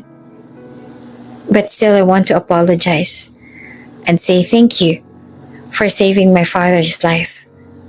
May munting ngiti sa labi na niya. Siya nga pala, hindi ko pa nasabi to sa'yo pero nawala na ng lisensyang engineer na nag-alis sa inyo ni Dad sa trabaho noon. Nagkasalubong ang kilay ni Silo. Ha? Pero bakit ma'am, ano po nangyari? Nareport ko siya dahil sa ginawa niya at sa naging kapabayaan niya. And I think he truly deserves it. Matapos ang ginawa niya sa inyo ni Dad. Dahilan niya. Nagstay pa sila sa loob ng simbahan ng ilang minuto. Sa loob ng sasakyan para bang ayaw pa ni Freya na bumalik sa kumpanya o umuwi sa bahay nila. Aaminin man niya o hindi. Kapag nag-iisa siya, naaalala pa rin niya si Damon at ang kawalang hiyaan nito sa kanya. Nasasaktan at naiiyak lamang siya sa tuwing bumabalik sa isipan niya ang lahat ng iyon. Ayoko pang umuwi. Kailangan mo na bang umuwi? Tanong niya kay Silo. Opo ma'am. Nagpaalam kasi sa akin kanina ang kapatid ko na pupunta siya sa bahay ng kaklase niya para gumawa ng project nila. Walang kasama sa bahay si mama. Sagot naman ni Silo. Alanganin na nagtanong siyang muli. Pwede ba akong sumama sa'yo? Magkahalong gulat at pagtataka na bumaling sa kanya si Silo. Sa bahay? Tiningnan niya rin ito. Yes. Can I? Opo, pwede naman ma'am. Mabait po si mama at kapatid ko. Magkakasundo po kayo. I'll come with you then. Pinagyabang pa ni Silo na masarap daw magluto ng sinigang ang mama nito. Nagiganyo naman at nagustuhan na matikman niyon. Kaya bago sila dumiretso pa uwi sa bahay ng mga ito, dumaan pa muna sila sa palengke para bumili ng karne ng baboy at mga sangka para sa sinigang. Madulas ang sahig dito ma'am, kapit ka sa akin, baka madulas ka. Paalala sa kanya ni Silo. Kumapit naman siya sa braso ni Silo at iginala ang tingin sa loob ng palengke. Malawak ito at samot-saring mga paninda ang makikita. Ang mga amoy ay sari-sari din. Ito ang unang beses na nakapunta si Freya sa ganitong lugar. May mga kasambahay naman kasi sila sa mansyon na namamalengke at kapag siyang bumibili, mas gusto niya na sa market talaga. Kilala mo ba lahat ng tao dito, Silo? Tanong niya kay Silo. Hindi naman po, ma'am. Ikaw lang ang kilala ko sa mga tao dito. Bakit? Balik tanong ni Silo sa kanya. Kasi halos lahat ng tindera ang tawag sa'yo, Pogi. Aniya. Ganda rin nga naman ang tawag nila sa'yo, ma'am. Natatawang sagot naman ni Silo. Tsaka pang iengganyo lang nila yan, ma'am, sa mga mamimili. Kahit hindi pinagpala sa itsura, ay tinawag nilang ganyan para bumili sa kanila. In fairness, effective ang strategy nila. Muntik ko nang bilhan ng lahat ng paninda nila dahil lang sa tinawag nila akong ganda. Sabi niya na ikinatawa ni Silo. Magaling na makisama si Silo kahit sa mga taong hindi naman ito kilala. Nagagawa pa nga nito makipagbiruan sa kanila. Isang bagay na hindi naman madaling gawin para kay Freya. Ang mga nakakausap niya kasi lagi mga professionals o mga business tycoon. Sige na nga, 300 na lang lahat ng yan. Pasalamat ka, magandang misis mo. Natatawang sabi naman ng tindera matapos itong biruin si Silo para lang tumawad. Tila hindi naman napansin ni Silo ang sinabi ng ginang tungkol sa kanya dahil abala pa nga ito tumatawa. Itinikom na lang ni Freya ang bibig niya at ngumiti na lamang siya sa tindera. Maraming salamat po dito. Nakangiti pa rin sabi ni Silo sa tindera. Salamat din sa inyong dalawa, iho. Pahabol pa ng tindera. Maraming bitbit si Silo at nag-alok siya ng tulong dito. Subalit hindi naman pumayag si Silo na magdala rin siya dahil mabigat daw iyon. Nakaaka pa rin siya sa braso nito habang bumabalik sila sa sasakyan dahil madulas ang daan.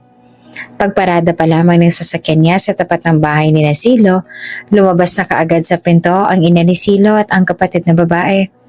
Kapwa sila may malalawak na ngiti sa kanilang mga labi habang naghahantay na bumaba sila ng sasakyan. Sino siya, anak? Siya na bang girlfriend mo? Naisip mo bang mag-girlfriend na? Masayang tanong ng ina ni Silo. Boss ko po siya, mama. Sagot ni Silo. Dahil sa narinig, nagbigay galang kaagad ang mga ito sa kanya. Aba, totoo pala talaga ang sabi mo, anak. Sobrang ganda pala talaga ng boss mo. Nahihiya namang umiti si Freya sa mga ito. Salamat po. Tanay si Freya sa mga papuri. Pero, bakit na-flatter siya sa sinabi ng ina ni Silo at bakit sobrang kabado siya ngayon? Ma, nandito po si Ma'am Freya para tikman ng specialty mong sinigang. Dumaan po kami kanina sa palengke para bumili nitong mga ricados. Ipinakita na rin ni Silo sa kanyang ina ang mga dala. Nagniningning ang mga mata na tumingin ito sa kanya. Iyon ba talaga ang sadya mo dito, ma'am? Opo. Nako, hulaan ko po, ma'am. Pinagmayabang na naman itong anak ko ang luto ko, ano? Ay, opo. Sabi niya daw po ay masarap po kayo magluto. Lalo na daw po ang sinigang. Ay, totoo po yan, ma'am. Masarap po talaga ang luto ko. Kaya nga po gustong-gusto ni Silo at ng papa niyang sinigang. Paborito talaga nila. Halika, ma'am. Samahan mo ako sa maliit na kusina namin. Ipapakita ko sa iyo kung paano ko niluluto ang sinigang. Kasabay siya ng ina ni Silo nang pumasok sila sa loob ng bahay nito. Sumunod sa kanila ang kapatid ni Silo na si Chichi ang pangalan. At huli naman na pumasok si Silo, nabitbit pa rin ang mga pinamili nila. Ma, ikaw na munang bahala kay Ma'am Freya ha, maliligo lang po ako. Paalam ni Silo nang mailapag na sa lababo ang mga dala. Ma'am, ligo lang po ako. Paalam din sa kanya ni Silo. Sure. Tugon naman niya. Nadaanan si Silo ng pinto ng kapatid na titig din kay Freya na halos natutulala na. May hinihintay ka pa ba, Chichi? Tanong ni Silo sa kapatid. Inilahad ni Chichi ang kamay sa harap ng kuya nito. Kuya, pahingi naman akong pambili ng merienda mamaya o. Tsaka pambili na rin ang mga kailangan ko sa paggawa ng projects. Ay, oo nga pala. Kinuha ni Silo ang wallet mula sa bulsa. Eto, 500. Kasya na ba yan? Naku, sobra na to, kuya. Masayang tugon naman ni Chichi. Ibalik mo sa akin ang sobra, ha? Akin na lang. Hindi pwede. Baka ibili mo na naman ng Jackstone. Unti na lang, tatalbog na rin yung bahay natin sa dami ng collection mo ng Jackstone. Pakli ni Silio sa kapatid. Ang damot talaga ni kuya. Nakabusangot naman na sabi ni Chichi. So, sige na, umalis ka na. Uuwi ka ng maaga, ha? Kapag na-late ka umuwi, sa labas ka talaga matutulog. Opo, kuya. Natutuwa naman si Silo sa pang-aasar ng magkapatid. Nag-iisang anak lang kasi si Freya, kaya hindi niya naranasan na makipag-asaran o makipag-agawan sa kanyang kapatid. Noong mga bata pa sila, pangarap niyang magkaroon siya ng kapatid. Subalit hindi ito nangyari dahil nagkahiwalay kaagad ang magulang niya. Ang kanyang ina naman ay nagkaroon ng bagong pamilya at naging stepmother sa 3 magkapatid, habang single pa rin naman ang ama niya. Mama, aalis na po ako. Paalam ni Chichi sa ina bago humarap sa kanya. Ma'am Freya, maiwan ko po muna kayo. Sige, mag-iingat ka, Chichi. Malapad ang ngiti nito sa kanya. Salamat po, ma'am. Kuya, lalabas na ako ng bahay. Nagpaalam po ulit ito sa kuya nito na pumasok sa loob ng kwarto. Pagpasensyahan mo na magkapatid na yon, ma'am, ha? Ganyan kasi talaga ang dalawang yun. Ani ng ina ni Silo. Ay, ayos lang po. Nakangiti namang usal niya. Maliit lamang ang bahay nila Silo pero malinis at maayos ang pagkakaligpit ng mga gamit. Mukhang maalaga sa bahay ang ina ni Silo. Kitang-kita rin sa mukha ni Ginang Elena na mabuting tao rin ito. May boyfriend ka na ba, Ma'am Freya? Maya-maya pa ay tanong sa kanya ni Ginang Elea. Ay, wala na po. Nakipaghiwalay na po ako sa kanya nung 1 linggo lang. Ay, sayang naman at pinakawalan ka pa niya. Alam mo, sobrang swerte na po sa inyo ng ex-boyfriend mo. Ang bait mo kasi tapos sobrang ganda at talino mo pa. Sabi kasi ng anak ko, sobrang talino mo raw. Ngumiti naman siya ng bahagya. Ay, hindi naman po. Average lang. Kung sino man ang sunod mo maging boyfriend, Jack ako na hindi kanya pakakawalan. Sobrang ganda mo eh. Pamboboda pa nito sa kanya. Sa anak ko po, ma'am, hindi po ba lagi kayo magkasamang dalawa? Pansin niyo po bang may nagkakagusto na po sa kanya o kaya naman ay may nililigawan na ba siya? Natigilan siya ng isang saglit. Hindi ko po sure eh. Humanga ito ng malalim. Ay, sana naman meron na. Alam mo kasi, ma'am, matagal ko na hinihiling kay Silo na magkaroon ng nobya para hindi naman puro trabaho na lang inaatupag niya, kaso wala talaga eh. Sa totoo niyan, gusto ko na nga mag-asawa yan eh. At dito na lang sa bahay tumira para mas lalo kaming maging masaya. Pero wala talaga sa isip niya mga ganong bagay. Sa tingin ko po, masyado po siyang busy sa trabaho. I don't think isa sa isip niyang pag-aasawa. Ani naman ni Freya. Oo nga eh. Pansin mo rin ba na masyado siyang mahilig sa magtrabaho? Tumango naman si Freya. Opo, and that's what I liked about him. Gusto ko po kasi sa mga empleyado ko ang masisipag. Dagdag points po pala sa inyo ang anak ko. Sabay ngisi nito. Yeah, actually. Ilang sandali pa ay pumasok na ulit sa kusina si Silo. Bagong ligo na ito at kulay itim na sando at short lang ang suot. Iyon ang unang beses na nakita niya si Silo sa ganoong suot. Hindi niya tuloy maitatanggi ang sinabi ng sekretarya niya na gwapo raw ito. Unang beses na nakita niya si Silo sa ospital, namumula pang pisngi nito dahil sa sunburn. Marumi rin ito dahil sa mga semento. Kaya ang itim na buhok nito ay nagmistulang puti.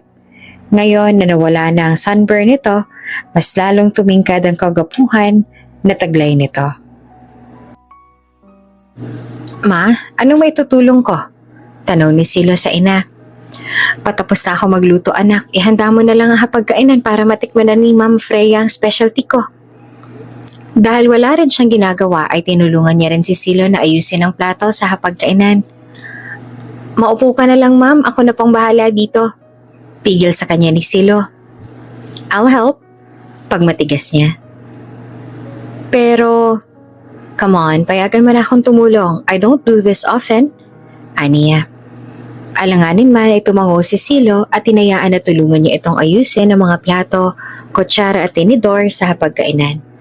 Pareho nilang hindi pansin ang munting ngiti na sumupil sa labi ng ina ni Silo dahil natutuwa ito sa nasaksihan. Totoo nga talaga ang sinabi ni Silo. Masarap nga talaga ang luto ng ina nito at sa katunayan ay nagustuhan ni Freya iyon. Marami nga rin ang nakain niya na ikinatuwa naman ng ina ni Silo. Sana po ay mapadalas ang pagbisita mo dito sa amin, ma'am. Marami ako mga lutong bahay na alam na at saka kung magugustuhan mo rin. Yakag ng ginang. Opo, susubukan ko pong bumisita ulit dito sa inyo. Next time ay magdadala rin po ako ng mga pasalubong. Sagot niya naman. Kahit wala na pong pasalubong, masaya na akong bumisita sa amin ng boss ng anak ko. Nakangiti pa rin sabi nito. Noong dumilim, nagpa siya si Freya na umuwi. Ngunit sinamahan pa rin siya ni Silo dahil delikado raw na mag-isa siyang umuwi, lalo na't hindi pa niya kabisado ang daan. Ipinahayag pa nito na magta-taxi na lang siya pabalik. Alanganin si Freya noong una, ayaw niyang maging abala kay Silo. Pero sa huli, pumayag din siya, lalo na't wala rin naman siya magagawa dahil buo na ang desisyon ni Silo. You know, your mom mentioned to me that she really hopes you'll consider getting into a serious relationship. Bigkas niya habang nagmamaneho. Ang kanyang mga mata ay nasa madilim na daan. Ha? Sinabi niyo po yun sa inyo? Bahagya siyang tumango. Gusto niya raw na mag-asawa ka na. At kahit doon muna sa bahay ninyo. Sinulya pa niya ito. Are you planning na ba? Tingin ko yun ang magpapasaya sa mama mo. She wants to see you happy with someone you can envision spending the rest of your life with. Ay, hindi pa po ma'am. Sumagot si Silo. Hindi ko pa po iniisip ang ganong mga bagay. Nagkunot noo siya dito. And why? Ibinaling ni Silo ang tingin sa daan harap. Wala pa po akong nahahanap na taong magugustuhan eh. Tsaka sa tingin ko po, wala naman pong may gusto na magpaasawa sa akin dahil sa estado ng buhay ko. Sa ngayon, gusto ko po munang mag-focus sa pamilya ko, tsaka sa pagpapaunlad ng buhay ko. Para kapag may nahanap na po ako na mapapangasawa, ay maibahay ko siya sa mas malaki at magandang bahay. And why? Ayaw mo ba na sabay kayo ng mapapangasawa mo na paunlarin ng buhay ninyong dalawa? Tanong niyang muli. Gusto ko po kasi na kapag nagpasya na ako mag-asawa, hindi na po mahihirapan na magiging asawa ko dahil sa buhay na meron kami. Sa kasalukuyan, hindi pa ako financially stable kaya hindi pa po ako ready na mag-asawa. Napangiti si Freya dahil sa sinabi nito. Nabilib siya dito. Sa panahon ngayon, dapat talagang financially stable ka bago mag-asawa dahil mahirap ang buhay. Hindi madaling kitain ng pera sa henerasyong ito. Isa pa, malaking responsibilidad ang pag-aasawa. Hindi ito basta-basta laro na kapag nagsawa ka na ay maaari mo nang itigil. Kumbaga, parang isang kulungan na mahirap patakasan. Hindi niya maintindihan kung bakit napakadali para sa mga kabataan ngayon na pumasok sa mundo ng pag-aasawa. Akala siguro nila ay parang laro lamang ang mga bagay na iyon. Pero hindi. Mahirap ang buhay sa ganoong sitwasyon, lalo na kung hindi ka financially stable. I really like your mindset. Wika niya kay Silo na napangiti naman. Salamat, ma'am. Tulad ng sinabi ni Silo na makauwi na si Miss Freya, sumakay na lang siya ng taxi pabalik sa bahay nila. Ang mahalaga ay nasiguro niyang ligtas na nakauwi si Miss Freya. Anak, tiningnan ni Silo ang kanyang ina na lumapit sa kanya. Nakaupo siya sa labas ng kanilang bahay at pinagmasdan ng bilog na buwan. Sa mga ganitong pagkakataon, mabigat lagi ang kanyang dibdib dahil naaalala niya ang kanyang namayapang ama. Pero sa sandaling ito, medyo magaan ang kanyang pakiramdam. Siguro ay dahil sa mga pangyayari kanina. Naupo ang mama niya sa kanyang tabi. Lumipas ang ilang segundo at bigla itong nagtanong sa kanya. Gusto mo ba siya? Po? Sino, ma? Nagugulahan na sambit niya. Si Miss Freya. Ma, may boyfriend na si Miss Freya. Paano kung sabihin kong wala na siyang boyfriend, pagugustuhan mo ba siya? Hirit ng kanyang ina. Wala na sila ni Sir Damon? Nagtataka na tanong naman ni Silo. Oo, yun ang sinabi sa akin ni Miss Freya kanina. Noong 1 linggo lang raw sila naghiwalay. Pag-uulat pa nito. Napaisip si Silo kaya pala laging mukhang malungkot si Miss Freya dahil wala na ito tang nobyo nito. Kahit naman po yata wala na sila ng boyfriend niya, malabo pa rin po na may pag-aasang nararamdaman ko para sa kanya. May lungkot sa kanyang boses nang umamin siya. Bakit naman? Ma, mayaman si Miss Freya. Nasa kanya na ang lahat. Maganda, matalino, at mayaman. Siya yung tipo ng babae na hinahangaan ng lahat. Habang ako sa kabilang banda, hindi hamak na mahirap lamang. Walang-wala sa kanyang estado sa buhay. Ang isang katulad niya ay nararapat sa isang tao na katulad ni Sir Damon. Samantalang ako, walang karapatan na magugustuhan ng tulad niya. Luminaw ang lungkot sa kanyang boses habang binanggit ito. Mabilis naman na nag-umapaw ang lungkot sa mga mata ng kanyang ina dahil sa kanyang sinabi. Kung gano'n ay dapat na pag-igihan mo pa ang pagtatago ng nararamdaman mo para sa kanyang anak. Po, kitang-kita ako sa mga mata mo na may nararamdaman ka kay Miss Freya. Hindi ka magaling magtago ng iyong emosyon. Madali lang itong makita base sa iyong tingin sa kanya. Kaya naman galingan mo pa ang pagtatago para hindi ka mahuli. Payo ng ina kay Silo. Huwag kang mag-alala, ma. Hindi ko naman po ito hahayaan na lumalim. Pinipigilan ko naman na. Ayoko mas lalo pa itong lumalim. May bigat sa kanyang puso habang sinabi niya ito. Nalulungkot man para sa kanya ang kanyang ina, batid naman ni Ginang Elea na iyon ang tamang gawin para hindi na masaktan ng anak. Kung hahayaan ni Silo na lumalim ang nararamdaman, sa huli ay ito lamang ang masasaktan. Samantalang hindi naman naging madali para kay Freya ang mga nangyari sa kanyang buhay matapos niyang mahuli ang ex-boyfriend na niloloko siya. Mabuti na lang at abala siya sa kanyang trabaho, kaya hindi niya gaanong naisip ang mga pangyayari. Pero kapag hindi maiiwasan, pumasok ang mga alaala sa kanyang isip, nasasaktan pa rin siya. Maraming beses nang sinubukan ni Damon na lumapit sa kanya. Gusto siya nitong makausap upang humingi ng tawad sa mga nagawa at makipagbalikan. Ngunit wala na siyang balak bigyan nito ng isa pang pagkakataon matapos niyang lokohin ulit. Nagising na si Freya sa katotohanan at alam niyang masasaktan lang siyang muli kapag makikipagbalikan pa siya dito. Ano ginagawa mo dito, Damon? Hindi ba't ang sabi ko sa'yo ay ayaw na kitang makita? Malamig na tanong ni Freya sa dati niyang kasintahan na nasa loob ng kanyang opisina. Nandito ako para makausap ka, Freya. Desperadong wika ni Damon. Wala na tayong dapat pag-usapan, Damon. Hindi ba tatapos na tayo? I already apologized to you, babe. Ano pa bang gusto mong marinig? Bulalas ni Damon habang lumalapit sa kanya. Pinagsisihan ko ng nagawa ko. Nagkamali ako na niloko kita. Kasalanan kong nangyari sa atin. Hindi ko dapat ginawa yun sa'yo. Inamin ko naman ang pagkakamali ko, diba? Ano pa bang gusto mong mangyari? Ang gusto ko lang ay lubayan mo na ako dahil ayoko na makipagbalikan ulit sa'yo. Buwelta niya dito. Alam mo namang hindi ako papayag na iwan mo ako. Ayoko mawala ka sa akin, Freya. Hindi mo ako pwedeng iwan. Sinubukan pang hawakan ni Damon ang kamay niya pero kaagad niya rin na iniwas ang kamay niya. We're over, Damon. Pagdiriin ni Freya. Hindi na kita mahal. At hindi na ulit kita kayang mahalin dahil sa ginawa mo. Namilog ang kanyang mga mata nang biglang lumagapak ang palad ni Damon sa kanyang mukha dahil hindi nito nagustuhan ang sinabi niya. Hindi mo na ako mahal? Dahil ano? Dahil may iba ka nang nagustuhan? Dahil may iba ka nang mahal? Buliw nito sa kanya. At bago pa siya makasagot, mariin itong hinawakan ng kanyang mukha. Para bang baon ng kuko nito sa kanyang balat. Ito ang tandaan mo, Freya. Hindi ka makakawala sa akin. At hindi ka mapupunta sa iba.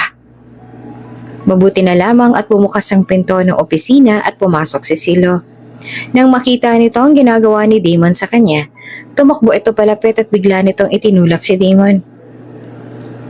Huwag mo sasaktan ng boss ko! Nag-aalab ang boses ni Silo sa labis na galit. Bakit ba nakikialam ka dito, ha? Errand boy ka lang naman, ah. Boyfriend niya ako. Wala kang karapatan na makialam dito. Pagalit na bulyaw naman ni Damon. Sinasaktan mo ang boss ko. Hindi makatarungan yung ginagawa mo. Kahit na girlfriend mo pa siya, wala ka pa rin karapatan na saktan siya. Palag naman ni Silo. Puno naman ng sarcasm na tumawa si Damon. Ano bang pinagmamalaki mo dito, ha?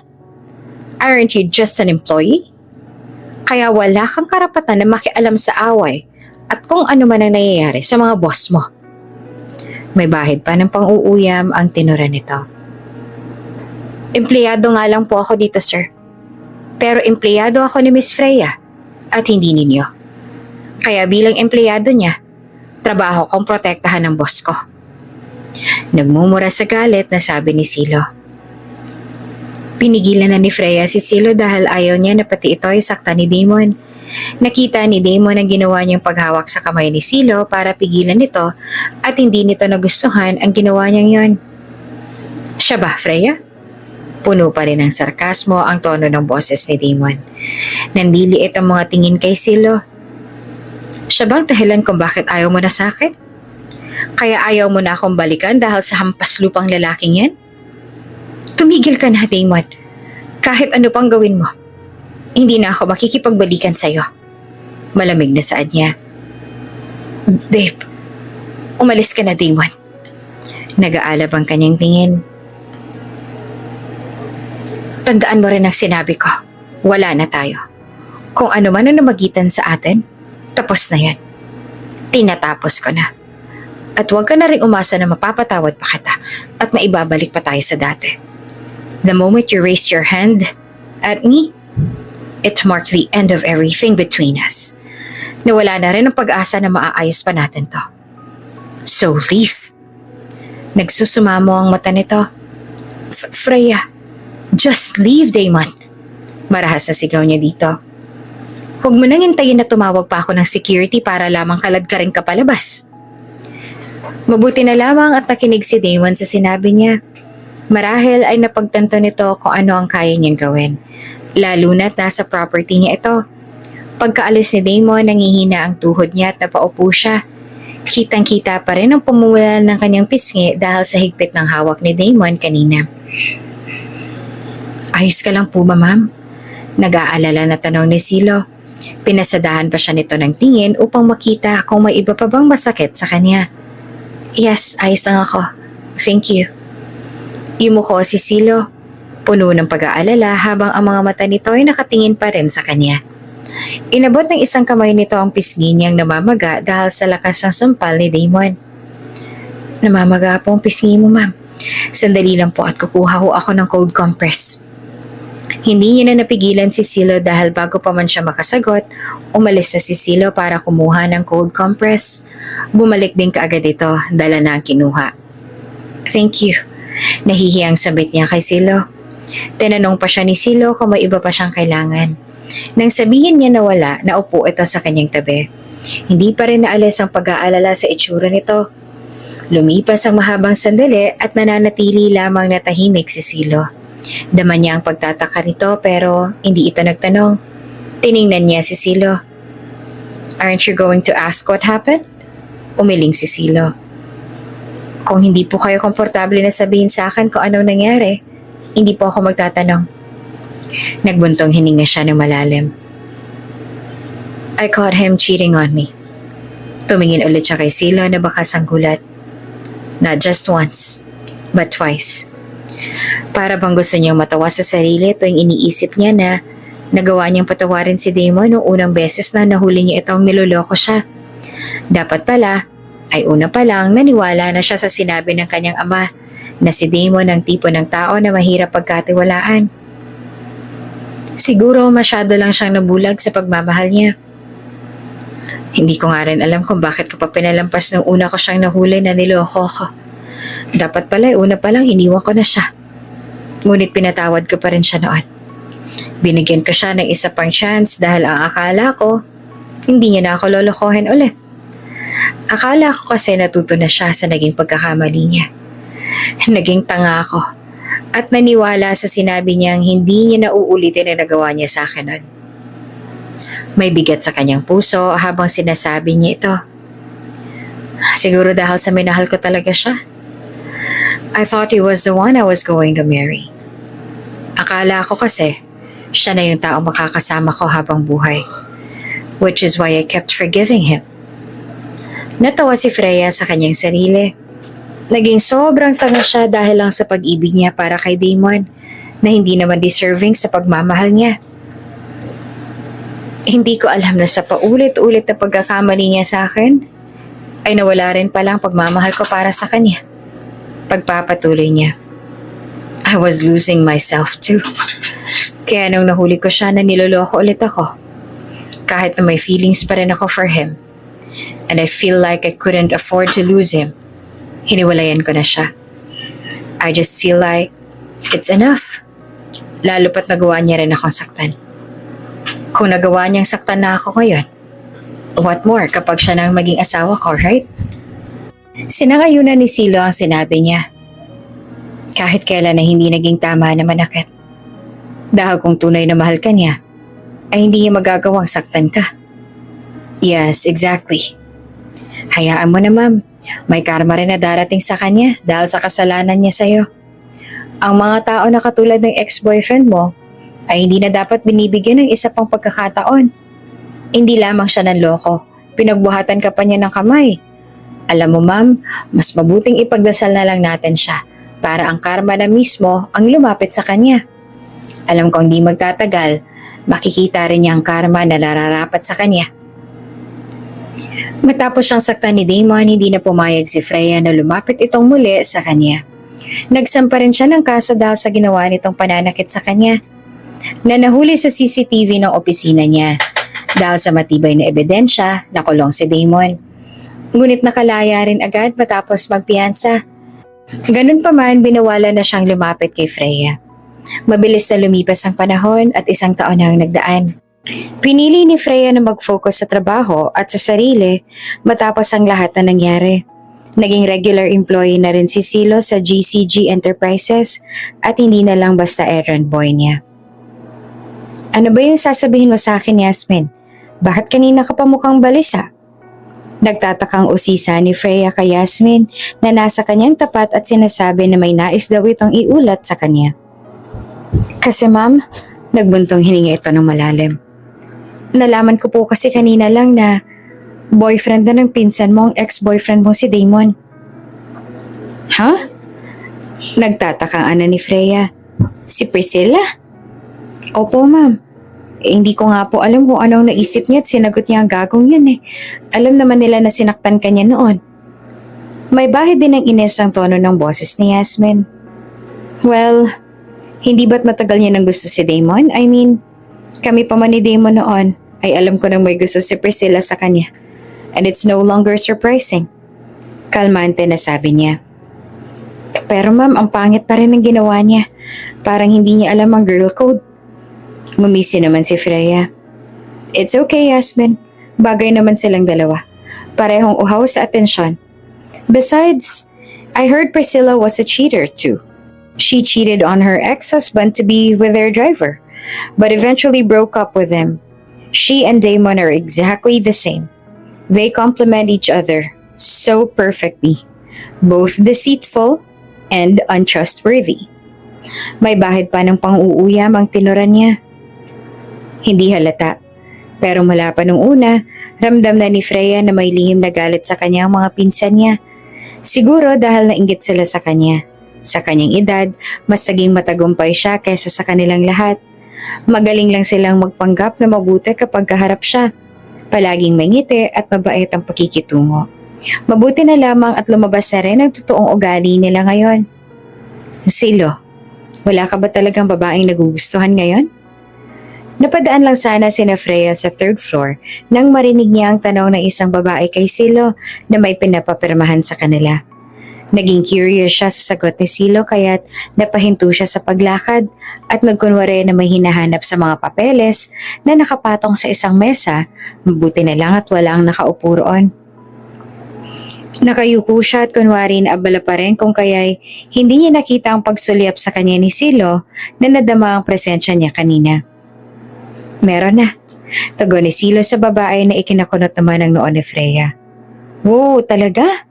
Sino naman ang maswerteng babaeng nagustuhan mo? Kunot-noo pa rin na sumulyap si Freya sa direksyon ni Silo nang hindi ito sumagot.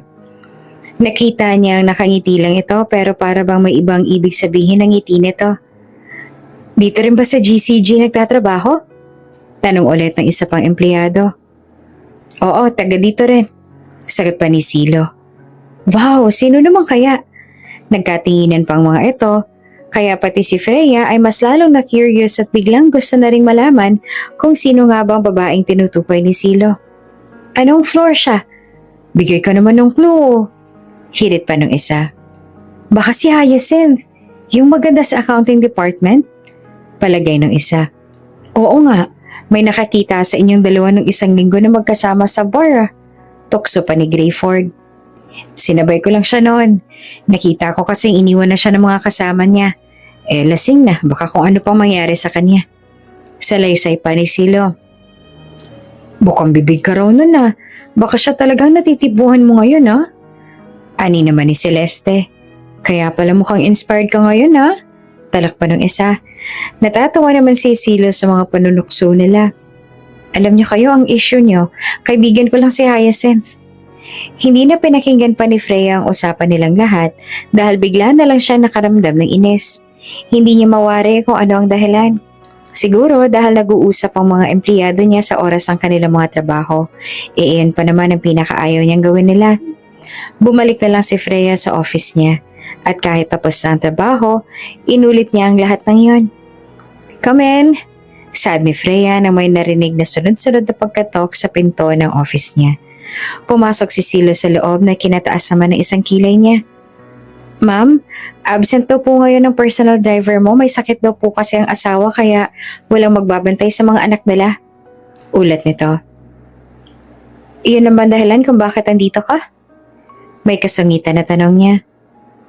Opo. Naguguluhan na sambit ni Silo. Nagtataka kung bakit nagsusungit siya.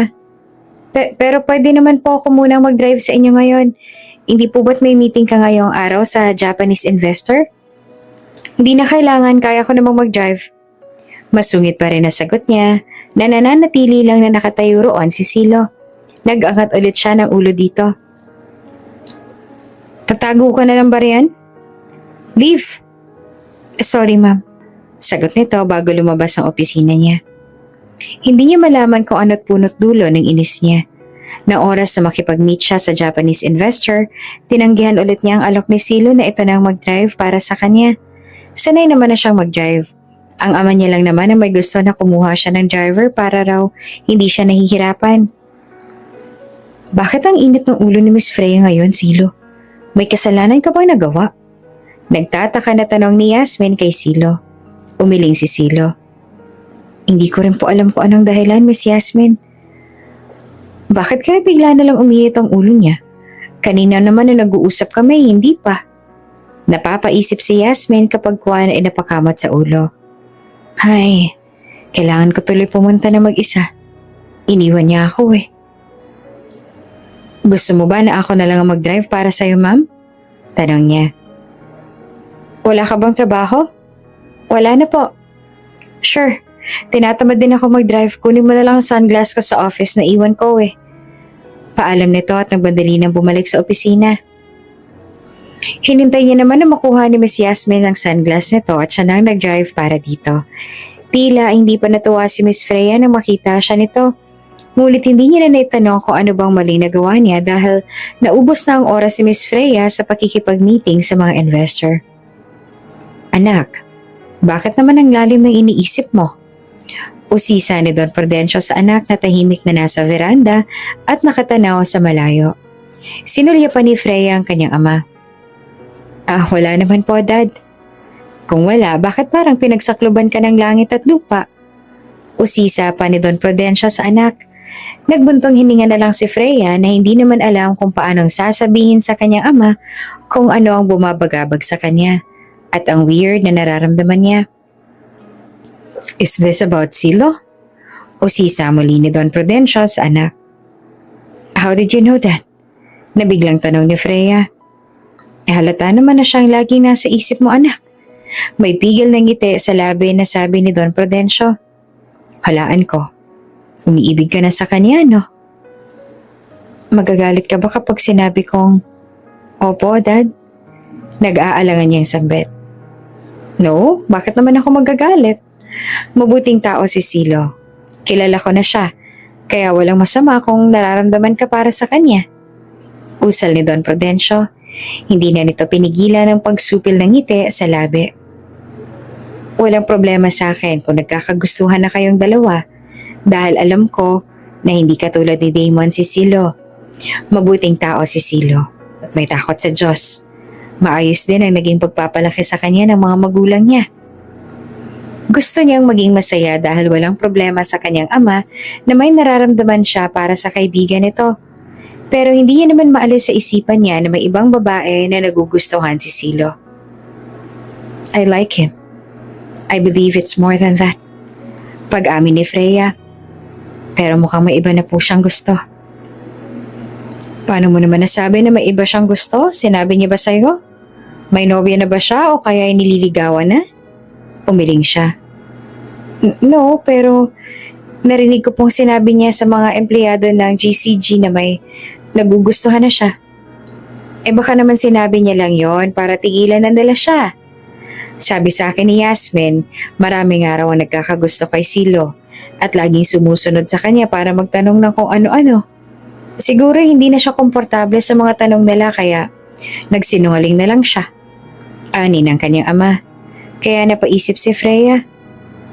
Kilala ko si Silo at alam kong ayaw niya makapanakit ng iba. Ginawa niya marahil yon para hindi na sila mas lalong umasa sa kanya. Umasa na sana si Freya dahil sa sinabi ng kanyang ama. Iniisip niya na baka yun nga ang dahilan ni Silo, pero nawasak ang pag-asa niya nang iyon ang sumapit ang kaarawan ni Hyacinth.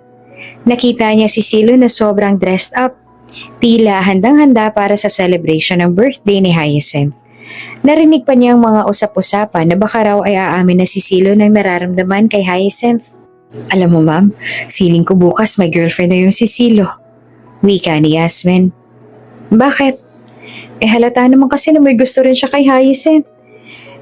Ship kaya sila ng mga empleyado natin.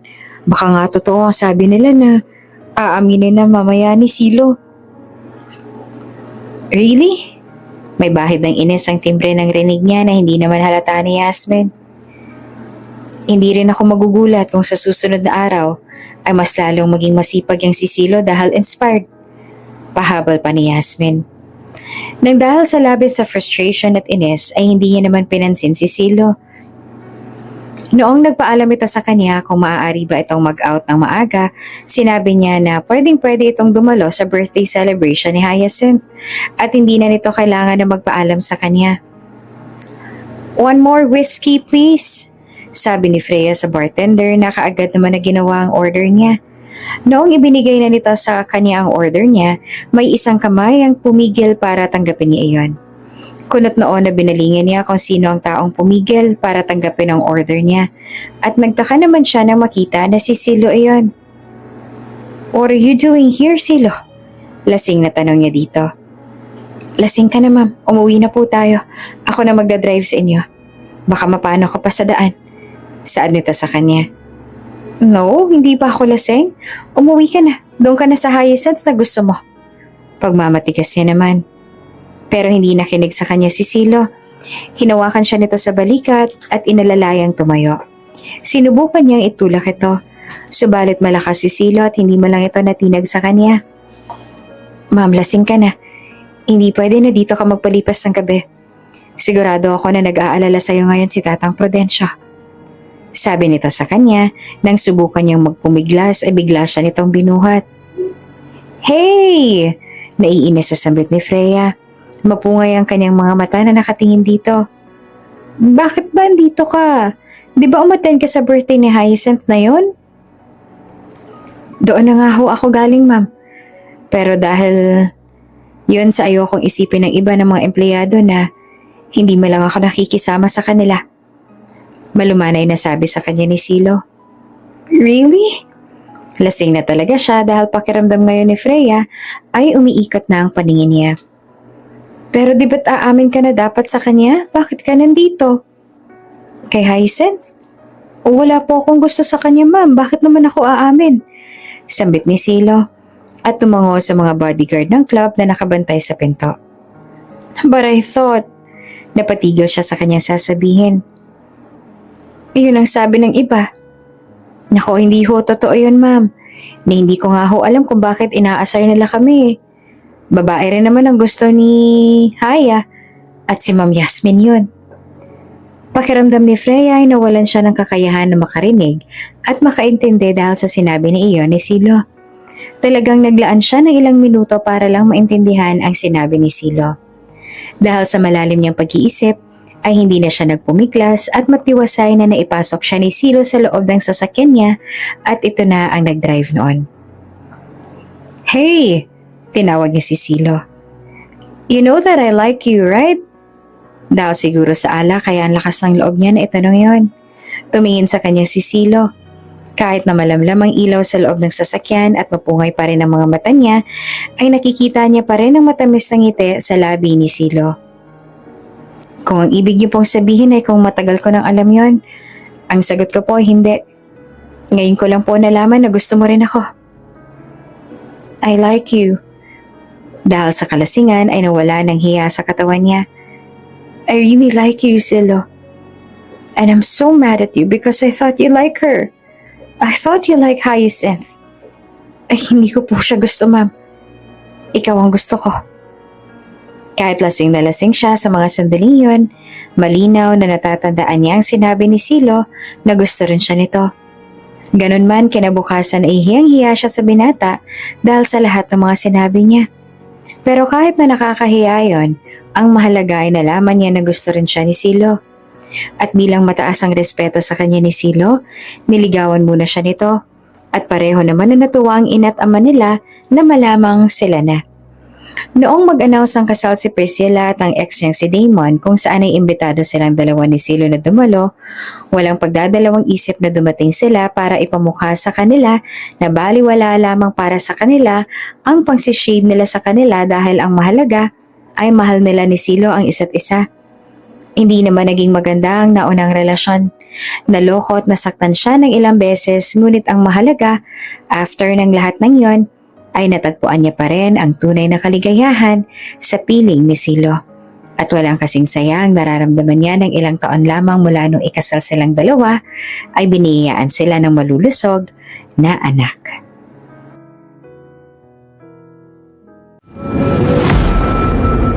Kung bago ka pa lang sa channel na ito, Ate Jane TV, huwag kalimutang pindutin ang notification bell and subscribe button. Sana po hindi naman malaking abala sa inyo ang pagpindot ng subscribe button dahil ang kapalit po nito ay ang pagsuporta para makapag-produce ng mga libreng stories sa mga channels ni Ate Jane. Maraming salamat! Who is this guy?